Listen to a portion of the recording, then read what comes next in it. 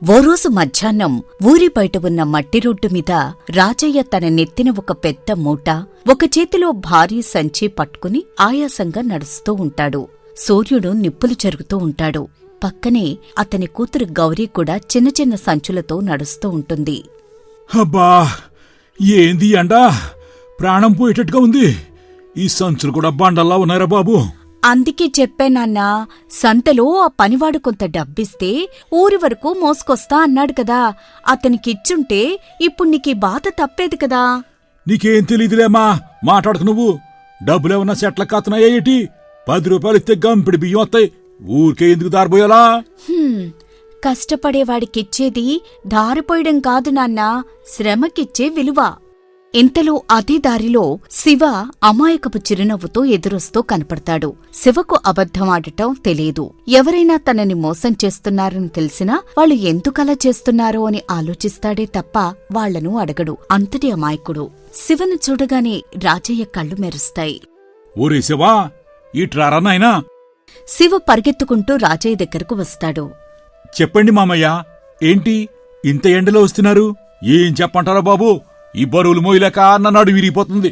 నువ్వు ఎలాగో ఖాళీగానే వస్తున్నావు కదా, ఈ మూటలట్టుకుని మన ఇంటి దాకా రావచ్చు కదా. దాంతేముంది మామా, నువ్వు అంతలా అడగలా. ఆ సామానంతా ఇటివ్వు. అమ్మయ్యా, ఇప్పుడు హాయిగా ఉంది. గాడిదలా ఆడే మొత్తాడు, నేను ఖాళీగా నడవచ్చు. అలా ముగ్గురూ ఇల్లు చేరుకుంటారు. రాజయ్య ఇంటి ముందు శివ బరువులన్నీ అరుగుమీద పెట్టి బాగా అలసిపోయి కూర్చుంటాడు. అతని ముఖం ఎండకు కందిపోయి ఉంటుంది. గౌరీ లోపల్నుండి గ్లాసుతో మంచినీళ్లు తెచ్చి శివకిస్తూ, తాగు శివ, చాలా అలసిపోయో. అమ్మయ్యా, చాలా సంతోషం గౌరీ, నీళ్ళిచ్చినందుకు. సంతోషించాల్సింది నువ్వు కాదు శివ, మేము. అంత బరువులు మేము మోయకుండా పాపం నువ్వే మోసావు. రాజయ్య మాత్రం కనీసం కృతజ్ఞత కూడా చెప్పకుండా మూటలు సర్దుకుంటూ ఉంటాడు. సరేరా శివా, ఇక నువ్వు వెళ్ళు, నాకింకా చాలా పనులున్నాయి. గౌరికి కోపం వస్తుంది. తన దగ్గరున్న 10 రూపాయల నోటును తీసి శివకు ఇవ్వబోతుంది. తీసుకో శివా, పాపం చాలా కష్టపడి మోసుకొచ్చావు కదా. ఏయ్ అమ్మాయి, ఏటది? ఆడమన్నా అడిగాడా?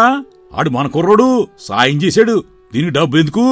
అవును గౌరీ, మా అమ్మ చెప్పేది కూడా నిజమే కదా. నేనేమన్నా పరాయివాడినా డబ్బు తీసుకోవడానికి? సర్లే, ఇక నేను వెళ్ళొస్తాను. ఆ మరుసటి రోజు రాజయ్యకు ముళ్ళు గుచ్చుకుంటుంది. అయ్యో, ముళ్ళు గుచ్చుకుంది, బాగా నొప్పిగా ఉంది. ఎవరన్నా సాయం చేయండరా. ఆ సమయంలో అటుగా వెళుతున్న కొందరు ఊరి జనం రాజయ్యను పట్టించుకోకుండా వెళ్ళిపోతారు. అటుగా వెళుతున్న శివ రాజయ్య పరిస్థితి చూసి దగ్గరకొస్తాడు. మామా, ఏమైంది? ఎందుకలా బాధపడుతున్నావు? ముళ్ళు గుచ్చుకుందిరా బాబు, అడుగు తీసడుగు వేయలేకపోతున్నాను. కొంచెం నన్ను ఇంటి దాకా తీసుకెళ్లరా. సరే పద మామా, వెళ్దాం అంటూ రాజయ్యను తీసుకుని ఊరివైపు నడుస్తూ ఉండగా గౌరి ఎదురవుతుంది. చూసావా నాన్నా, నిన్న నువ్వు డబ్బులివ్వలేదు కదా అని శివ నిన్ను వదిలేయలేదు. తన శ్రమను నీకు ఉచితంగా ఇస్తున్నాడంటే అది అతని మంచితనం. ఇప్పటికైనా అర్థం చేసుకో. ఆ రోజు సాయంత్రం వేళ ఊరి చివరి ఉన్న రావి చెట్టు కట్ట దగ్గర గౌరి పొలం దగ్గర్నుండి గడ్డి మోపుతో ఇంటికి వస్తూ ఉంటుంది. దూరంగా శివ ఒక ముసలాయన పక్కన కూర్చుని ఉండటం ఆమె గమనిస్తుంది. గౌరీ తనలో తానిలా అనుకుంటుంది, శివ అక్కడేం చేస్తున్నాడు? వెళ్ళి చూద్దాం. గౌరి మెల్లిగా అడుగులు వేస్తూ అటువైపు వెళుతుంది. అక్కడ ఊళ్ళో అందరూ పిచ్చివాడని పిలిచే ఒక ముసలి బిచ్చగాడు గాయపడిన కాలితో కూర్చునుంటాడు. శివ తన దగ్గర ఉన్న తువ్వాల్ను చింపి ఆ ముసలాయన కాలికి కట్టుకడుతూ ఉంటాడు. నాయనా, అందరూ నన్ను చూసి అసహ్యించుకుంటున్నారు. నువ్వేంటయ్యా అంటే ఇలా చేస్తున్నావు? నొప్పి అందరికీ ఒకటే కత్తాత. మనసున్న మనుషులం, ఒకరికొకరు సాయం చేసుకోపోతే ఎలా? ఎప్పుడు ఎవరి పరిస్థితి ఎలా ఉంటుందో ఎవరికి తెలుసు? ఇదిగో, నా దగ్గర ఒక చపాతీ ఉంది, తీసుకో తాత, నీకు ఆకలిగా ఉన్నట్టుంది అని తన దగ్గర ఉన్న చపాతీ ఇచ్చి అక్కడ్నుండి వెళుతుండగా అప్పుడే గౌరీ అక్కడకు వస్తుంది. గౌరీ, నువ్వా? ఎప్పుడొచ్చావు? నిన్న నాన్నను తీసుకెళ్లేటప్పుడు నీ కాలిక్కూడా దెబ్బ తగిలింది కదా. అది చిన్నదే గౌరీ, దానికంటే ఆ తాత నొప్పి ఇంకా పెద్దది కదా. అయినా నాకంత నొప్పిగా లేదులే. అందరూ నిన్ను అమాయకుడంటారు శివ, కాని ఈ లోకంలో అందరికంటే తెలివైనవాడివి నువ్వే. ఎందుకంటే ఎవ్వరికీ లేని ప్రేమ నీ దగ్గరుంది. ఏమో గౌరీ, నువ్వు చెప్పేది నాకు కొంచెం కూడా అర్థం కాదు. ఇప్పుడు నీకర్థం కాకపోయినా వచ్చే నష్టం ఏమీ లేదుగాని నీ చేయి చాపు. శివ చేయి చాపుతాడు. గౌరీ అతని చేతికి ఒక దారం కడుతుంది. ఇదెప్పుడూ నీ చేతికే ఉంచుకో, సరేనా? ఇదేంటి గౌరీ, ఈ దారం నా చేతికెందుకు కట్టావు? నీ చేతికుంటే నాకది ఒక నమ్మకం. గౌరి వెళ్ళిపోతూ ఉంటే ఆమె వైపే చూస్తూ ఉండిపోతాడు శివ. గౌరి వెనక్కి తిరిగి, శివా, ఇంకో మాట, డబ్బులు చెట్లకు కాయవు కాని నీలాంటి వాళ్ల మంచితనం వల్ల ఎదుటివారి హృదయాల్లో పూలు పూస్తాయి. నీ మౌనం వెనుక ఇంత అందమైన మనసుందని నాకు ఇప్పుడే తెలిసింది. గౌరి సిగ్గుతో నవ్వుతూ వెళ్ళిపోతుంది. ఒకరోజు శివ మట్టిలో పనిచేస్తూ ఉంటాడు. గౌరి మెల్లగా పొలం గట్టు మీద నడుచుకుంటూ శివ దగ్గరకు వస్తుంది. ఆమె ముఖంలో ఏదో ఆందోళన, గుండెల్లో ఏదో చెప్పాలనే తపన కనిపిస్తాయి. శివ, కొంచెం పని ఆపుతావా? నీతో ఒక ముఖ్యమైన విషయం మాట్లాడాలి. శివ తన చేతిలో ఉన్న పారను పక్కన పెట్టి ఆమె వైపు చూస్తాడు. ఏంటి గౌరీ, ఈ ఎండలో ఇక్కడికొచ్చావు? అంత ముఖ్యమైన మాటేంటి? శివ, మా నాన్న నాకు పెళ్లి సంబంధాలు చూస్తున్నాడు. పొరుగు ఊరు నుండి సంబంధం వచ్చింది. వచ్చేవారమే వాళ్ళు చూడ్డానికొస్తున్నారు. అవునా? ఎంత మంచి వార్త చెప్పావు గౌరీ. నీకు పెళ్లి కుదిరితే అంతకంటే సంతోషమేముంది? అంటే త్వరలోనే మన ఊర్లో పెద్ద పందిరి వేసి బ్యాండ్ మేళాలతో హడావుడి మొదలవుతుందన్నమాట. అదేంటి శివ, నీకే అనిపించటం లేదా? ఇంకేమనిపిస్తుంది? చాలా సంతోషంగా ఉంది. మంచిగా పెళ్లి భోజనం కూడా చేయొచ్చనమాట.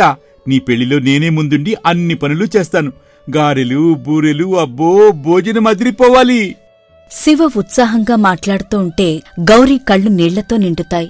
ఆమె ఆశించిన స్పందన ఇది కాదు. భోజనం ఒక్కటేనా నీకు కావాల్సింది? నీకసలు బుద్ధుందా శివ? నేను పెళ్లి చేసుకుని వేరే ఊరు వెళ్ళిపోతూ ఉంటే నీకు బాధగా లేదా? నువ్వు మనిషివా లేక ముద్దువా? ఎందుకు కోప్పడుతున్నావు గౌరీ? పెళ్ళంటే సంతోషపడాలి కదా. మీ నాన్న మంచి సంబంధమే చూస్తారులే. ఆ పెళ్లి భోజనమేదో నువ్వే తిను. నా మనసులో ఏముందో కూడా తెలుసుకోలేనంత అమాయకుడు అనుకోలేదు. నేను వెళ్ళిపోతున్నా. ఏమైంది పిల్లకి? పెళ్లి అంటే అందరూ సంతోషిస్తారు కదా. తను ఎందుకు ఏడుస్తూ వెళ్తోంది? గౌరీ, ఇప్పుడు నేనేమన్నానని? ఏంటో ఈ అమ్మాయిలు అస్సలు అర్థం కారు. సర్లే, నా పనే చాలా ఉంది. గౌరి వెళ్ళిపోయాక పొలంగట్టు వెనకాల దాక్కుని ఇదంతా చూసిన రాజయ్య అతని ముఖంలో భయం, కోపం మిళితమై ఉంటాయి. ఏటి? మా గౌరీ అమాయకుడిని ఇష్టపడ్డవేటి? ఈడి చూస్తే ఒట్టి లోకజ్ఞానం లేని అమాయకుడు. ఈడికి నా కూతురినిచ్చి పెళ్లి చేయాలా? ఈడికిచ్చి పెళ్లి చేస్తే ఈడి అమాయకత్వానికి నా ఆస్తి అంతా దానం చేసేస్తాడు. ఈ విషయం అర్థమయ్యేలోపే ఈడిని ఏదో ఒకటి చేసి ఊరి నుంచి పంపించేయాలి. లేదంటే గౌరి ఖచ్చితంగా ఈయన్నే పెళ్లి చేసుకుంటారని మోండికెత్తుంది. ఆ మరుసటి రోజు ఉదయం శివ తన పనికి వెళ్తుండగా రాజయ్య ముఖం మీద లేని ప్రేమను నటిస్తూ శివను దగ్గరకు పిలుస్తాడు. ఒరే శివా, ఇట్రారా బాబు, నీకోసం ఒక అద్భుతమైన అవకాశం ఎత్తుక్కుంటూ వచ్చింది. అవకాశమా? ఏంటి మామాది? ఏంటో చెప్పు. నీ మంచిదనం చూసి నాకు చాలా ముచ్చటెత్తుందిరా బాబు. అందుకే నీకో విషయం చెప్పాలా. పట్నంలో మా చుట్టాల దగ్గర ఒక పెద్ద పనుంది. నెలకి మంచి జీతం ఇస్తారు. అక్కడ నువ్వు ఉంటే బాగా డబ్బు సంపాదించి రాజాలా బతకొచ్చు. పట్టణం మా మామ, కాని పుట్టి పెరిగిన ఈ ఊరు, ఈ మనుషుల్ని వదిలి నేను... ఒరేయ్, ఇక్కడ ఉంటే నీకేమవుతుందిరా? అప్పుడల్లా అమ్ముకోలి. పట్టణానికి వెళ్తే పెద్ద మనిషి అవుతావు. పైగా ఇక్కడ నీ వల్ల గౌరి పెళ్లికి కొన్ని ఇబ్బందులు వస్తున్నాయి. నువ్వు ఇక్కడే ఉంటే అది ఆ సంబంధం చెడిపోయేలా ఉందిరా బాబు. నువ్వు మంచోడు కదా. ఒక్కసారి ఊరు విడిచెళ్తే ఇక్కడ సంబంధం కుదిరిపోద్ది. నేనిక్కడ ఉంటే గౌరి పెళ్లి ఆగిపోతుందా మామా? అవునరా, జ్యోతిషుడు చెప్పాడు. నువ్వు పక్కనుంటే దోషం వస్తుందంట. మా గౌరి జీవితం బాగుపడాలంటే నువ్వు వెంటనే ఈ రాత్రికే పట్నం వెళ్ళిపోవాలి. గౌరీ సుఖంగా ఉంటుందంటే నేను ఇప్పుడే వెళ్ళిపోతాను మామా. ఆ రోజు రాత్రి రాజయ్య ఇంట్లో గౌరి తన గదిలో శివ గురించి ఆలోచిస్తూ ఉంటుంది. రాజయ్య బయట నిలబడి గర్వంగా నవ్వుకుంటూ ఉంటాడు. వెళ్ళిపోరా శివా, ఇంక తిరిగి రావద్దు. ఆ పట్నం పిచ్చిలో పడితే ఈ పల్లెటూరిని, నా కూతుర్ని నువ్వే మర్చిపోతావు. ఇక రేపే నా కూతురి పెళ్లి సంబంధం ఖాయం చేసేస్తాను. తన తండ్రి ఉద్దేశం తెలుసుకున్న గౌరి వెంటనే శివ దగ్గరకు వెళుతుంది. చుట్టూ ఎవ్వరూ లేరని నిర్ధారించుకుని శివ దగ్గరకొచ్చి ఇలా అంటుంది. శివ, మా నాన్న పెళ్లి సంబంధాలు చూస్తున్నది నాకోసం కాదు, నీ ఆస్తి కోసం. నా ఆస్తి ఏంటి గౌరీ?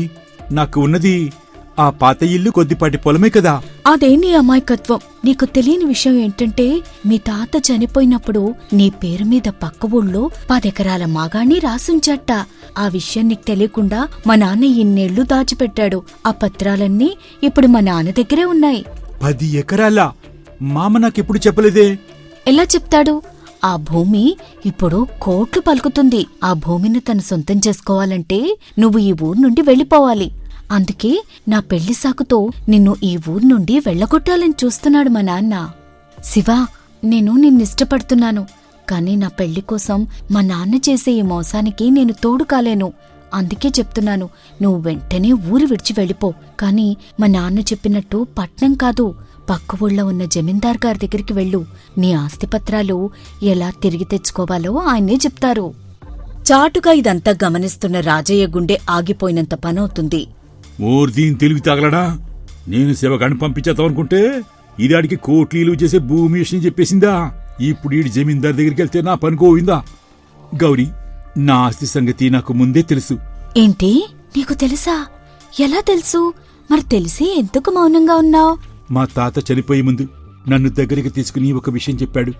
నాయనా శివ, నిన్నొక ఇంటివాణ్ణి చేయకుండా వెళ్ళిపోతున్నాన్రా. ఇదిగో ఈ 10 ఎకరాల పొలం కాగితాలు దాచిపెట్టు నాయనా. ఇది నీ భవిష్యత్తు. కాని గుర్తుపెట్టుకో, ఆస్తి కంటే మనుషులే ముఖ్యం.